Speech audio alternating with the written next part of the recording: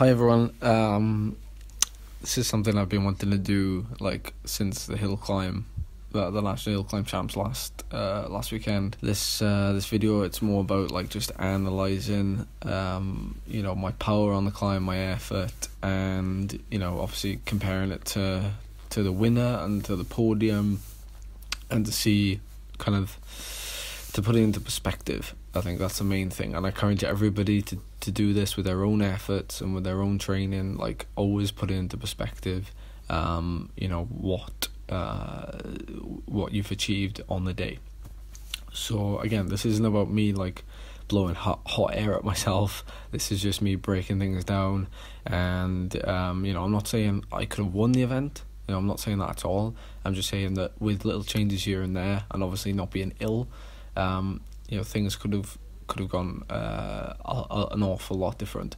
So without further ado, let's crack on into it. So as you all know, I put everything on Strava.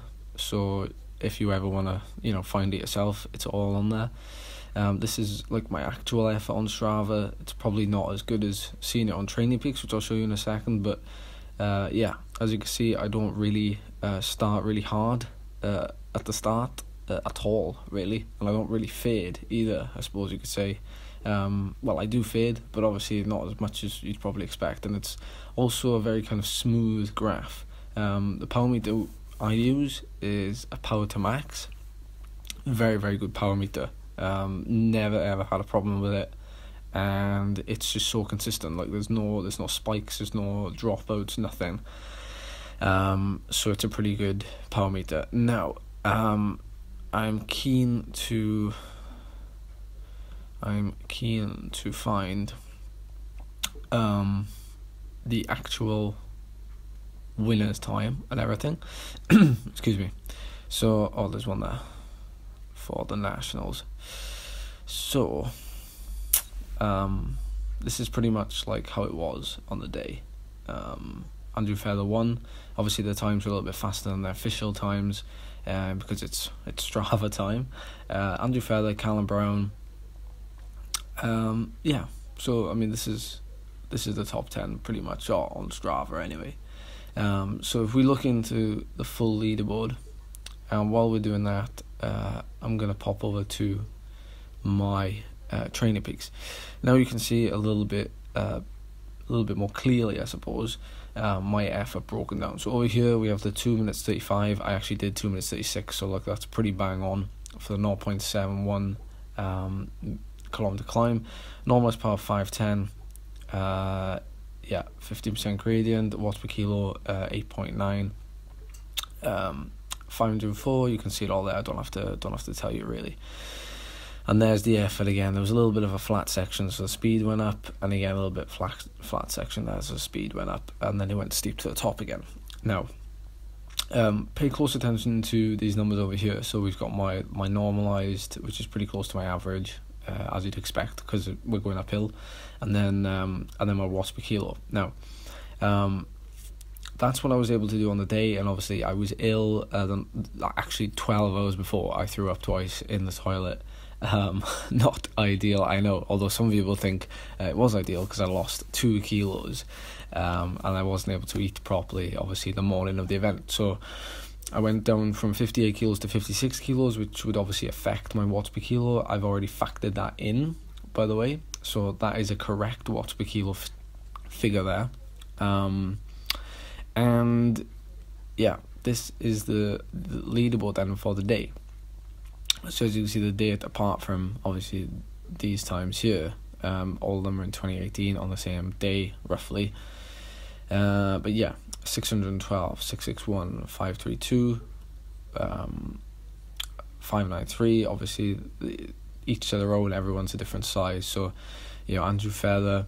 I read recently, and I've also seen on YouTube, other YouTube videos, that he put out 9.3 watts per kilo for 2 minutes 13,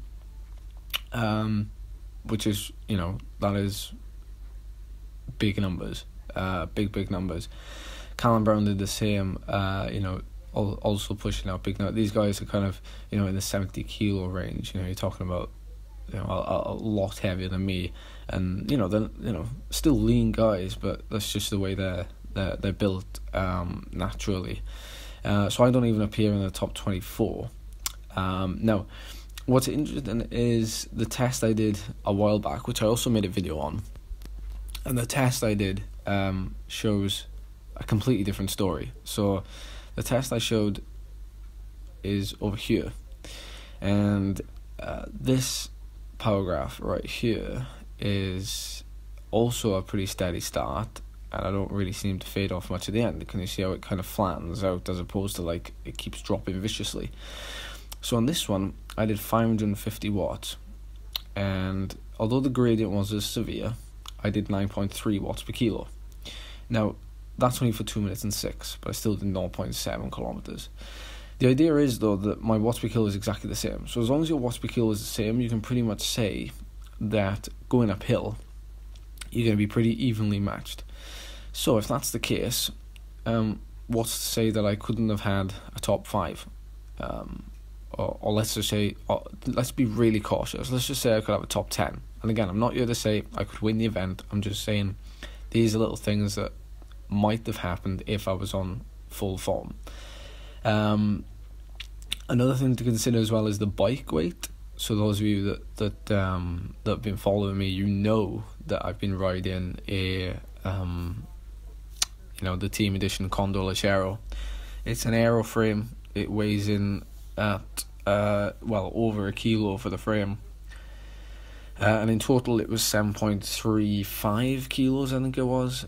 And comparing it to some of the other guys' bikes, like I know Kenway has a purpose-built bike. Lots of them run 1x chain rings, 1x drive chains. It's just a single chain ring on the front.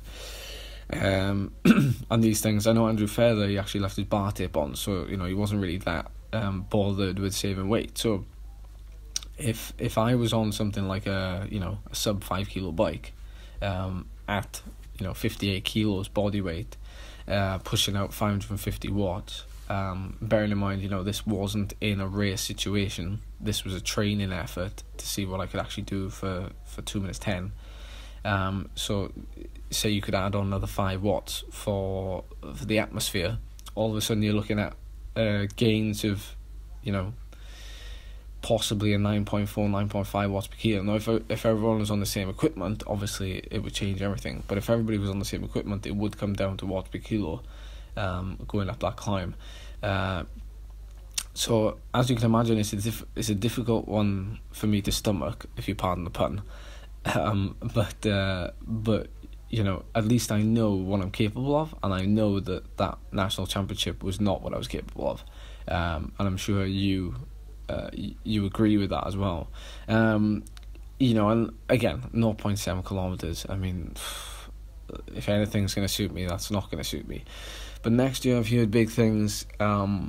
That the national championships is actually going to be on Hato, and I am absolutely over the moon with this, because they don't usually put hill climbs on anything longer than, Hato is you're knocking off 13-14 minutes. It's a long way, but that's my bread and butter. So I'm going to be looking at doing well next year, because that's just like, it's incredible for me to be able to go back, and I know I can beat my course record from this year, because I eased off at one section where I was kind of being a bit cautious with the terrain. There's a flat section where we had a little bit of a tailwind, and I didn't have to press on, so I know if I press on there I can save a couple of seconds. So I know I can go faster, and with a better bike, or rather a lighter bike, because there's absolutely nothing wrong with the Condor Lachero. It's been a fabulous bike for the last few years, but with a lighter bike, I could potentially do really well next year. So let's keep it at that. Thank you for listening, thank you for watching. I hope you got a little bit of insight and value out of this, as I'm sure I did, looking back on it, so I hope you did too. So thank you very much, and I'll see you again soon.